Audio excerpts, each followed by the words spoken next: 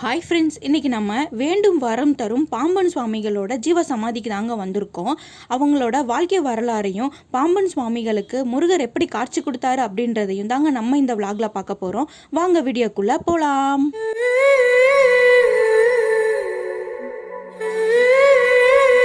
இந்த கோவில் பார்த்திங்கன்னா திருவான்மியூரில் தாங்க இருக்குது. பாம்பன் சுவாமிகளோட ஜீவ சமாதி. நாங்கள் இங்கே வந்தப்போ பார்த்திங்கன்னா இங்கே கும்பாபிஷேகம் நடந்து மறுநாள் தான் நாங்கள் வந்தோம். ரொம்ப விமர்சையாக இங்கே கும்பாபிஷேகம் பண்ணியிருக்காங்க. அதுவும் ரொம்ப வருஷம் கழித்து பண்ணியிருக்காங்க.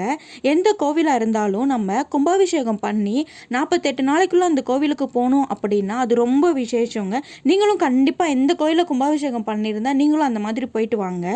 நாங்கள் இங்கே வந்தப்போ பார்த்திங்கன்னா ரொம்ப கூட்டமாக இருந்தது. இந்த கோவிலில் கும்பாபிஷேகம் ரொம்ப விமர்சையாக நடந்திருக்கு. இந்த பாம்பன் சுவாமிகளோட ஜீவ சமாதிக்கு திரளான பக்தர்கள் எப்பயுமே கூட்டம் வந்துட்டுருக்கு அப்படின்னு சொன்னாங்க. கேட்டது மட்டும் இல்லாமல் நம்மளுக்கு என்ன வேணுமோ அதை இந்த பாம்பன் சுவாமிகள் தருவாங்க அப்படின்னு சொல்லி இங்கே வந்த பக்தர்கள் எல்லாமே சொல்கிறாங்க. வாங்க இப்போ நம்ம பாம்பன் சுவாமிகளோட வாழ்க்கை வரலாறை பார்ப்போம். 1948 அப்படி இல்லைன்னா 50 தான் இந்த பாம்பன் சுவாமிகள் பிறந்திருப்பாங்க அப்படின்னு சொல்கிறாங்க. அது கரெக்டாக யாருக்கும் தெரியல. இவங்க பார்த்திங்கன்னா ராமேஸ்வரத்தில் தான் பிறந்திருக்காங்க. இவங்களோட இயற்பெயர் பார்த்திங்கன்னா அப்பாவு. பாம்பன்லேருந்து வந்தனால இவங்க பேர் பாம்பன் சுவாமிகள் அப்படின்னு சொல்லி மாற்றப்பட்டது. ஏன்னா பாம்பன் சுவாமிகளே தங்களோட ஊரோட பேர் தான் தனக்கு முன்னாடி வரணும் அப்படின்னு சொல்லி ஆசைப்பட்டதாக இங்கே சொல்கிறாங்க. அவரோட 12 வயதிலேயே அவங்க கவிப்பாடும் திறமை பெற்றவராக இருந்திருக்காங்க. தினமும் பார்த்திங்கன்னா 36 முறை கந்த சஷ்டி கவசத்தை பாடுவாங்களாம். அவ்வளோ முருகர் பக்தி இவங்களுக்கு இருந்திருக்கு. இவங்களுக்கு தனது சிறு வயதிலே பார்த்தீங்கன்னா தமிழ், ஆங்கிலம், சமஸ்கிருதத்தில் வல்லமை பெற்றவராம். திருஞான சம்பந்தர் அப்புறம் அருணகிரிநாதர் உள்ளிட்டவங்க தான் இவங்களுக்கு முன்னோடியாக கருதி அவர்களின் வழியிலே இவர் பயணிக்க தொடங்கியிருக்காங்க. ஆறுமுகனை வழிபட இவர் இயற்றிய 6666 செயல்கள் இவங்க ஏற்றிருக்காங்க. 1972ஆம் ஆண்டு சேது மாதவராயரோட வற்புறுத்தலின் படி திருமணம் செஞ்சு கொண்டாங்க. இவங்களுக்கு பார்த்திங்கன்னா 3 பிள்ளைகள் இருந்திருக்காங்க. இல்லற வாழ்க்கையில் இருந்த போதிலும் கூட என்றென்றுமே ஆறுமுருக பெருமானை தியானிப்பதும் அவரை பற்றி பாடல்கள் பாடுவதும் மற்ற நேரங்களில் யாத்திரை புரிவதுமாகவே இவர் வாழ்ந்து வந்திருக்காங்க. 1894ஆம் ஆண்டு ராமநாதபுரம் மாவட்டம் அருகில் உள்ள பழசை அப்படின்ற இடத்துல குழி போட்டு அமர்ந்து 35 நாட்கள் கடும் தவம் இருந்து முருகப்பெருமானின் அருள் காட்சியை கண்டவர். முருகர் மேல உள்ள தீவிர பக்தியால இவர் தனது குடும்பத்தையே விட்டு முற்றும் துறந்த துறவியா இங்க சென்னைக்கு வந்துட்டாங்க.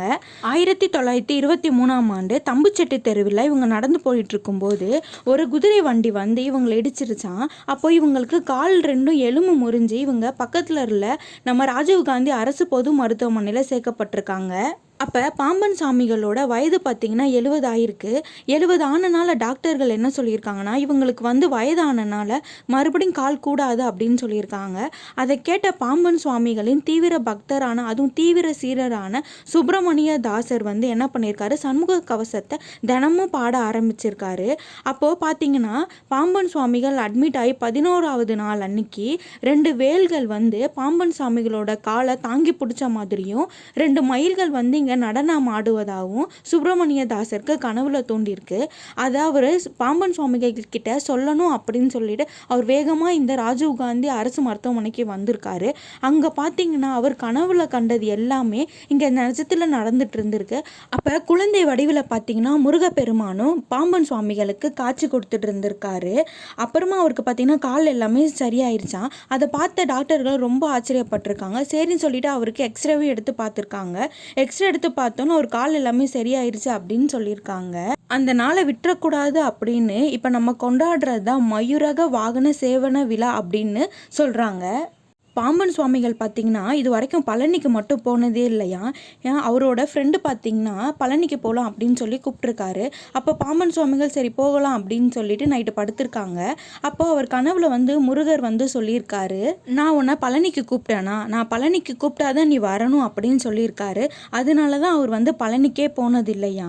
பாம்பன் சுவாமிகள் சாப்பிட்ற சாப்பாடு பார்த்திங்கன்னா உப்பு, புளி, காரம் எதுவுமே இருக்காதான், எந்த சுவையும் இருக்காதான்.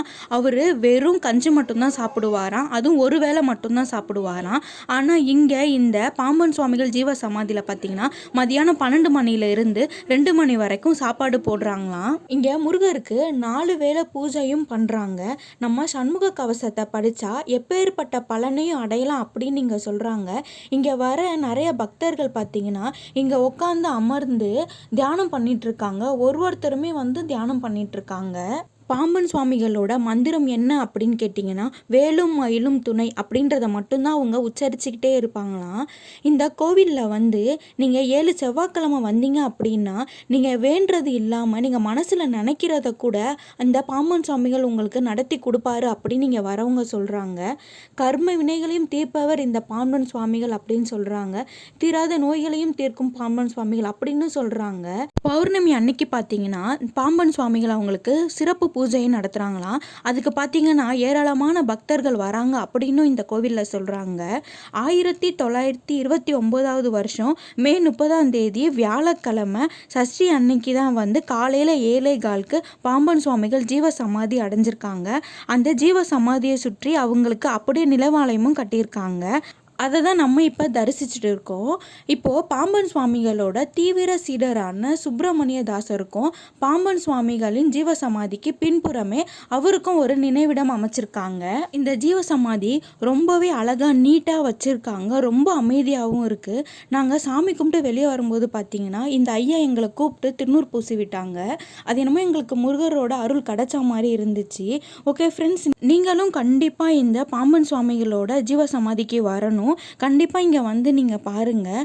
ஓகே ஃப்ரெண்ட்ஸ், இந்த வீடியோ உங்களுக்கு பிடிச்சிருக்குன்னு நினைக்கிறேன். இந்த வீடியோ உங்களுக்கு பிடிச்சிருந்துச்சுன்னா லைக் பண்ணுங்கள், ஷேர் பண்ணுங்கள், கமெண்ட் பண்ணுங்கள்.